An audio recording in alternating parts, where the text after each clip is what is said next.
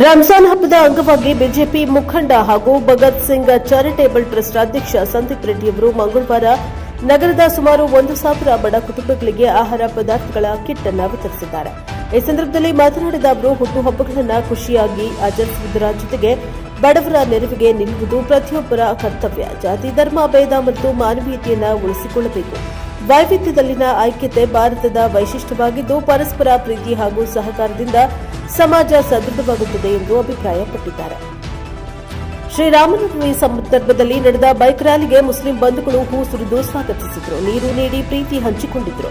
ಇದು ನಮ್ಮ ದೇಶದ ವೈಶಿಷ್ಟ್ಯವಾಗಿದ್ದು, ವಿವಿಧ ಜಾತಿ, ಧರ್ಮ, ಭಾಷೆಗಳ ನಡುವೆಯೂ ದೇಶ ಮೊದಲು ಎನ್ನುವ ಭಾವನೆ ಎಲ್ಲರಲ್ಲೂ ಇದೆ ಎಂದು ಹೇಳಿದ್ದಾರೆ. ಮುಸ್ಲಿಂ ಸಮುದಾಯದ ಮುಖಂಡ ಇಸ್ಮಾಯಿಲ್ ಮಾತನಾಡಿ, ಆರ್ಥಿಕವಾಗಿ ಹಿಂದುಳಿದ ಕುಟುಂಬಗಳಿಗೆ ದಿನಸಿ ಕಿಟ್ ವಿತರಣೆ ಮಹತ್ವದ ನೆರವಾಗಿದ್ದು, ಸಂದೀಪ್ ರೆಡ್ಡಿ ಅವರ ಮಾನವೀಯತೆ ಮೆಚ್ಚುವಂತಿದೆ ಎಂದರು. ಈ ಸಂದರ್ಭದಲ್ಲಿ ಅಮ್ಜದ್, ನಯಾಜ್, ಹಿದಾಯತ್, ಸಾದಿಕ್, ಅಸ್ಲಂ, ಇಮ್ತಿಯಾಜ್, ಮುಬಾರಕ್ ಸೇರಿದಂತೆ ಇತರರು ಉಪಸ್ಥಿತರಿದ್ದರು.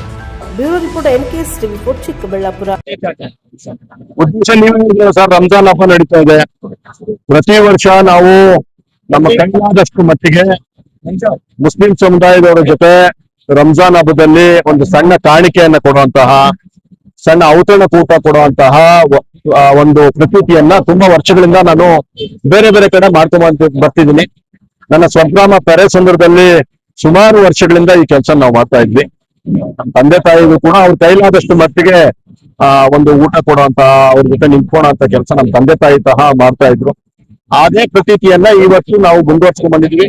ಇವತ್ತು ಚಿಕ್ಕಬಳ್ಳಾಪುರ ಹೃದಯ ಭಾಗದಲ್ಲಿ ನನ್ನೆಲ್ಲ ಮುಸ್ಲಿಂ ಬಾಂಧವರಿಗೆ, ಏನು ಮುಸ್ಲಿಂನ ಹಿರಿಯ ನಾಯಕರು ಏನು ಸಜೆಷನ್ ಕೊಟ್ಟಿದ್ರು, ಊಟ ಬೇಡ ಸರ್, ತುಂಬಾ ಜನ ಊಟ ಕೊಡ್ತಾರೆ, ಒಂದಷ್ಟು ಜನ ರೇಷನ್ ಕಿಟ್ಸ್ ಕೊಟ್ರೆ ಅದು ಒಂದಷ್ಟು ಜನ ಒಂದು ಏನು ಆರ್ಥಿಕವಾಗಿ ಹಿಂದುಳಿದಂತಹ ವ್ಯಕ್ತಿಗಳಿಗೆ ಹಬ್ಬ ಮಾಡಕ್ ಈಸಿ ಆಗುತ್ತೆ, ದಯವಿಟ್ಟು ಆತರ ಮಾಡಿ ಅನ್ನೋದಕ್ಕೋಸ್ಕರ ಇವತ್ತು ಸುಮಾರು 1000 ಜನ ಅವರೇ ಆಯ್ಕೆ ಮಾಡಿದಂತಹ ವ್ಯಕ್ತಿಗಳಿಗೆ, ಆ ಒಂದು ಸಮುದಾಯದ ಒಂದು ಏನು ಜನಕ್ಕೆ ಇವತ್ತು ನಾವು ಫುಡ್ ಕಿಟ್ ಅನ್ನ ಕೊಡುವಂತ ಕೆಲಸನ ಇವತ್ತು ಮಾಡ್ತೀವಿ.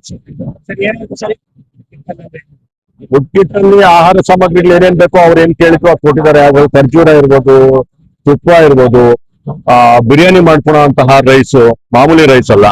ಸೊ ಅವ್ರದ್ದು ಇವಾಗ ಹಬ್ಬ ಇದೆಯಲ್ಲ, ಅದಕ್ಕೋಸ್ಕರ ಅದ್ರ ಜೊತೆಗೆ ಏನು ಉಪ್ಪು ಮತ್ತೆ ಬೇಳೆ, ಗೋಧಿ ಹಿಟ್ಟು, ಮೈದಾ ಹಿಟ್ಟು, ಈ ರೀತಿ 10 ಹಲವು ಸಾಮಗ್ರಿಗಳನ್ನ ಅದರಲ್ಲಿ ಸೇರಿಸ್ಕೊಟ್ಟಿದ್ದಾರೆ.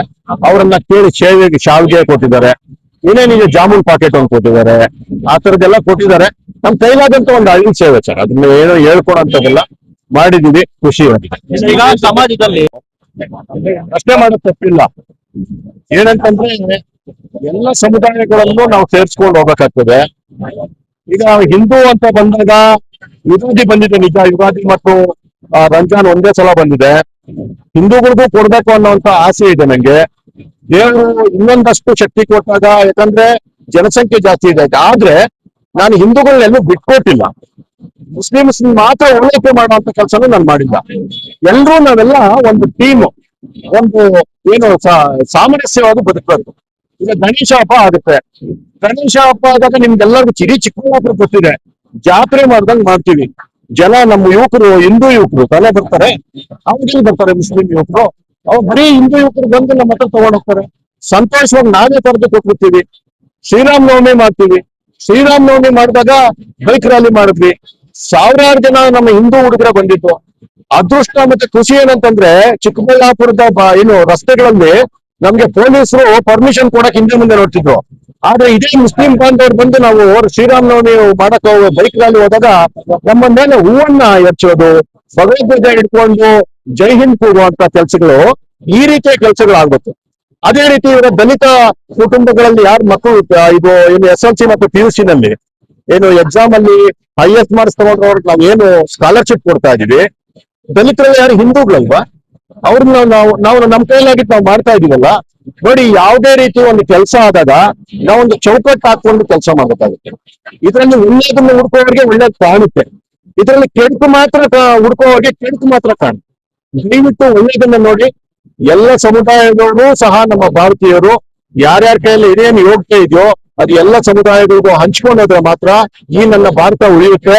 ಈ ನನ್ನ ಭಾರತ ಇದ್ದ ರೀತಿ ಇನ್ ಯಾವುದೇ ದೇಶ ಇಲ್ಲ, ಯಾವುದೇ ದೇಶದಲ್ಲೂ ಈ ರೀತಿಯ ವಿವಿಧತೆ ಇಲ್ಲ, ಭಾಷೆಯಿಂದ ಹಿಡಿದು ನಮ್ಮ ಊಟದಿಂದ ಹಿಡಿದು ನಮ್ಮ ಧರ್ಮಗಳಿಂದ ಹಿಡಿದು ಎಲ್ಲ ವಿವಿಧತೆಯಿಂದ ಕೂಡಿರುವಂತಹ ಒಂದೇ ಒಂದು ತಾಯಿ ಯಾರಂದ್ರೆ ನನ್ನ ಭಾರತ ಮಾತೆ. ಆ ಭಾರತ ಮಾತೆ ಮುಂದಕ್ಕೆ ಹೋಗ್ಬೇಕು, ಆ ತಾಯಿ ಆಸ್ಮಿತೆ ಉಳಿಬೇಕು ಅಂತಂದ್ರೆ ಎಲ್ಲ ಸಮುದಾಯಗಳು ನಾವು ಜೊತೆಗಿರ್ಬೇಕು, ಎಲ್ಲ ಸಮುದಾಯಗಳು ನಾವು ಒಗ್ಗಟ್ಟಾಗಿರ್ಬೇಕು. ಆಗ ಮಾತ್ರ ನನ್ನ ಭಾರತ ಶಕ್ತಿಯುತವಾಗಿ ಬರುತ್ತೆ, ಇಡೀ ಪ್ರಪಂಚಕ್ಕೆ ವಿಶ್ವಗುರು ಆಗುತ್ತೆ ಅಂತ ಈ ಮುಖಾಂತರ ಹೇಳಕ್ ಇಷ್ಟ. ನಮ್ಗೆ ಕರ್ದಿದ್ರು, ಬ್ರದರ್ಸ್ ಯಾರೋ ಕರ್ದಿದ್ರು, ನಮ್ಗೆ ಸಂದೀಪ್ ಅಣ್ಣ ಕರ್ದಿತಾ ಇದಾರೆ, ಇತ್ಯಾರ್ ಕೂಟ ಮಾಡೋಣ ಅಂತ ನಮ್ಗೆಲ್ಲ ಕರ್ದಿದ್ರು. ನಾವ್ ಹೋಗಿ ಸಂದೀಪ್ ಅಣ್ಣ ಅವ್ರಿಗೆ ಕೂತ್ಕೊಂಡು ಮಾತಾಡಿದ್ವಿ.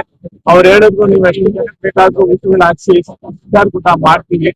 ಹೋದ ವರ್ಷ ನಾನ್ ಮಾಡ್ಕೊಂಡ್ ಬರ್ತಾ ಇದ್ದೀನಿ 6 ವರ್ಷದಿಂದ, ಇನ್ನು ನೀವು ಮಾಡಿ, ಹೋದ ವರ್ಷ ಮಾಡಿದ್ವಿ ಅಂತ ಹೇಳಿದ್ರು. ಆಮೇಲೆ ನಾವು ನಮ್ಮ ಫ್ರೆಂಡ್ಸ್, ನಮ್ಮ ಜೊತೆಯಲ್ಲಿರೋರು ಎಲ್ಲಾರು ಸೇರ್ಕೊಂಡು ನಾವೆಲ್ಲ ಮಾತಾಡ್ಕೊಂಡು ಒಂದು ಸಂದೀಪ್ ಅಣ್ಣ ಅವ್ರಿಗೆ ಒಂದು ಸಂದೇಶ ಕೊಡ್ತೀವಿ. ಅಣ್ಣ, ಇದು ಇತ್ಯಾರ್ ಊಟ ನೀವು ಮಾಡ್ತೀರಾ, ನಾವು ರೋಜ್ಗಾರರಿಗೆ ಅಂತ ಊಟ ಮಾಡಿಸ್ತೀರಾ, ಅದ್ರಲ್ಲಿ 80% ಬೇರೆ ಇದನ್ನ ತಿಂದ್ಬಿಟ್ಟು ಹೋಗ್ತಾರೆ.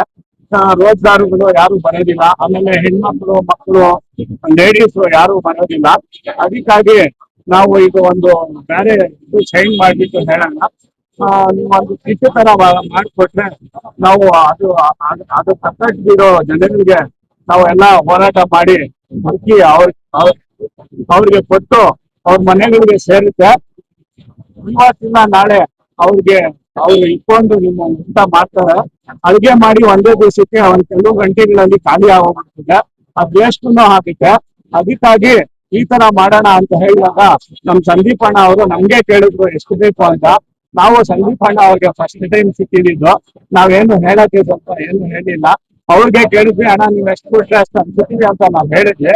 ಆಮೇಲೆ ಅವ್ರು ನಮ್ಗೆ ಊಟ ಕೇಳಿದ್ರು. ಆಮೇಲೆ ನಮ್ಮ ಸ್ನೇಹಿತರು, ನಮ್ಮ ಟೀಮ್ ಎಲ್ಲ ಸೇರ್ಕೊಂಡು 1000 ಕಿಟ್ ಕೊಡಿ ಅಣ್ಣ ಅಂತ ಹೇಳಿದ್ರು. ಆಮೇಲೆ ನಮ್ ಸಂದೀಪ್ ಅಣ್ಣ ಅವರು 1000 ಕಿಟ್ ಕೊಡ್ತೀನಿ, ಇನ್ನ ಬೇಕಂತ ಹೇಳಿ ಅಂತ ಹೇಳಿದ್ರು. ಈ ಸದ್ಯಕ್ಕೆ 1000 ಕಿಟ್ ನಾವು ತಲುಪಿಸ್ತಾ ಇದೀವಿ. ನೀವೆಲ್ಲ ನೋಡ್ತಾ ಇದ್ದೀರಾ ಮಾಧ್ಯಮದವರು. ಬಡವರಿಗೆ ತುಂಬಾ ಜನಕ್ಕೆ, ಕೆಲವ್ರಿಗೆ ಮನೆಗಳಲ್ಲಿ ಹಿಟ್ಟಿರೋದಿಲ್ಲ, ಅಕ್ಕಿ ಇರೋದಿಲ್ಲ, ಎಣ್ಣೆ ಇರೋದಿಲ್ಲ. ಏನ್ ಸರ್, ಈ ತರ ತುಂಬಾ ಜನ ಕೇಳ್ಕೊಳಕ್ ಬರೋದಿಲ್ಲ. ಈ ಕೇಳ್ಕೊಳೋರ್ ಹತ್ರ ಎಲ್ಲ ಇರುತ್ತೆ. ಈ ಕೆಲವರು ಜನಗಳ ಮನೆಯಲ್ಲಿ ಇರ್ತಾರೆ, ಅವ್ರು ಯಾರಾದ್ರೂ ಕೇಳೋದಿಲ್ಲ, ದೇವ್ರಿಗೆ ಬಿಟ್ಟು ಯಾರಿಗೂ ಕೇಳೋದಿಲ್ಲ ಅಂತ ಅವ್ರಿಗೆ ತಲುಪೋದಿಲ್ಲ. ಆ ಕೆಲಸವನ್ನ ನಾವು ನಮ್ಮ ಸಂದೀಪ್ ಅಣ್ಣ, ನಮ್ಮ ಟೀಮ್ ಎಲ್ಲ ಸೇರಿ